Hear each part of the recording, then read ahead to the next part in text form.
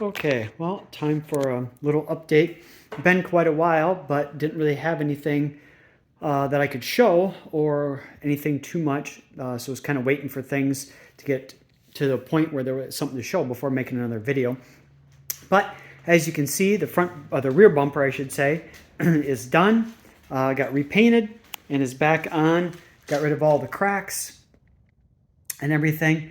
We didn't get a chance to fix that like I was hoping. Getting somebody to 3D scan something is hard. Everybody can seem to 3D print UPS or whatever, but nobody really seems to have a 3D scanner.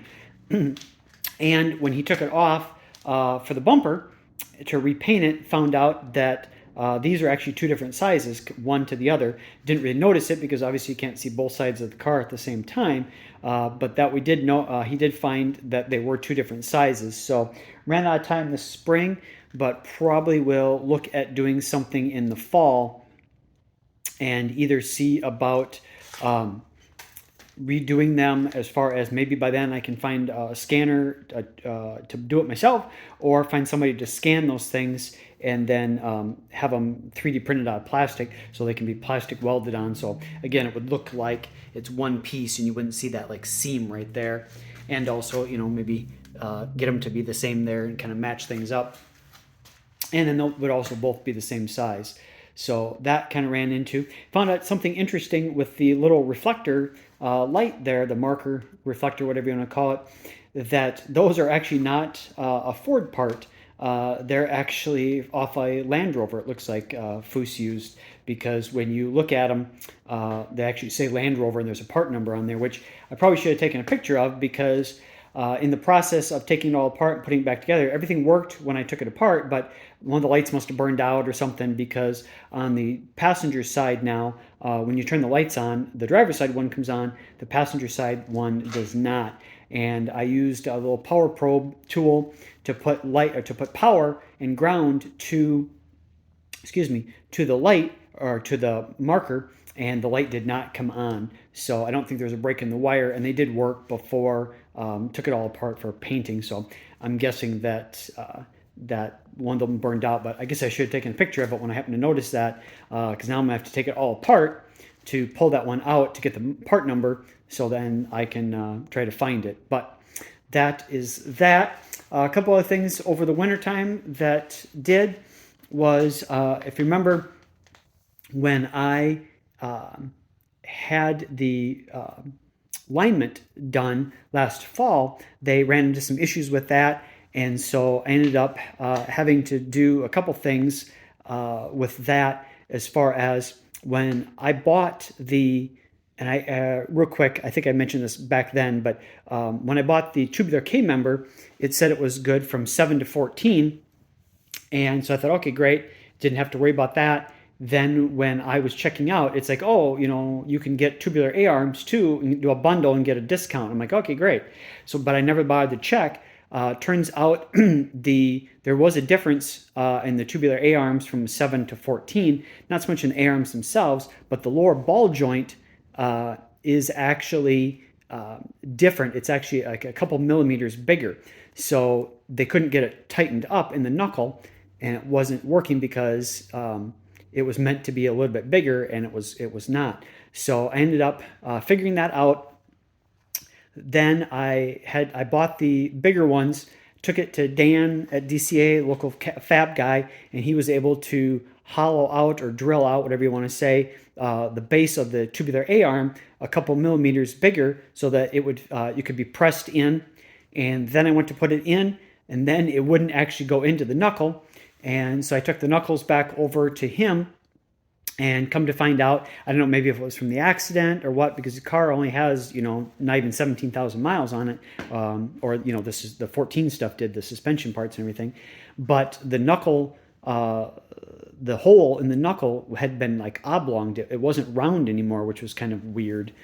So he re-tapped that out, not tapped it out, but re-drilled it out, I should say, so that it was round. And then those pieces went in, and the spring I then went back and had it realigned. Good thing I did, because it was off with all that kind of stuff done to it. And now we are basically just working on the tune. That tuner I was working with last fall that seemed like a great guy and was really helping.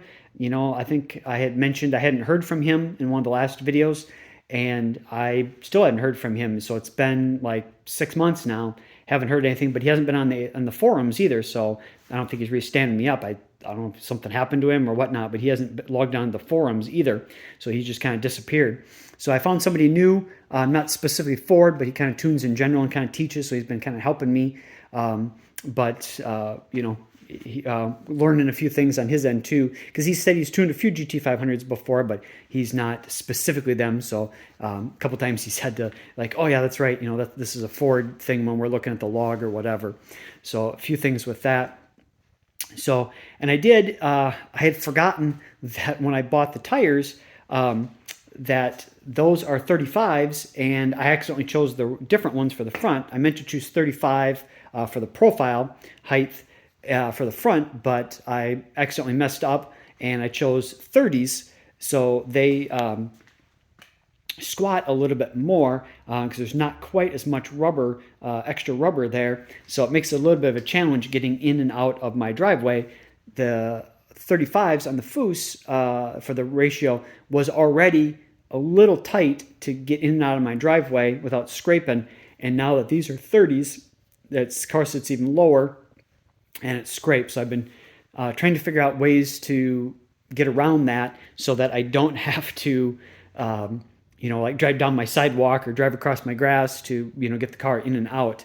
I already buggered up pretty good the very front of the under the bumper until I realized what was going on. And so I'm gonna have to try and touch that up a little bit, but that's already got kind of messed up trying to get in and out.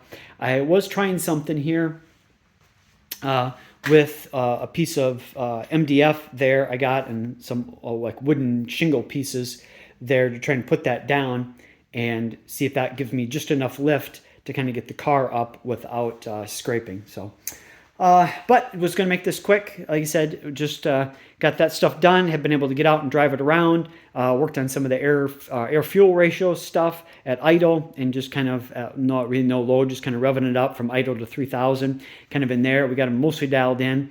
Now we're just working on some drivability stuff, throttle response, and when I'm coming to a stop and I press the clutch in, it is wanting to die. And talking with the new tuner gentleman, he said that he's noticing when it idles, the spark table or the spark advance is all over the place. And so that's probably what's causing that, is it's like fighting itself, you know, to figure out the error and the fuel ratio and the spark, and it's just bouncing all over the place. So we got to try and get that dialed in, and then it should be good. Running a little bit close on time. We got just over a week and a half, and then hoping to be heading to Shelby Fest. Hoping to still take the car if we can get it running right. Still, I don't know. It's going to be close, but we're going to try. So see what can be done. Well, it went a lot longer than I thought, but just kind of want to give everybody a quick update since it's been quite a while. But like I said, didn't really have anything to show until recently. So now that's where we're at. Thanks for watching. Bye.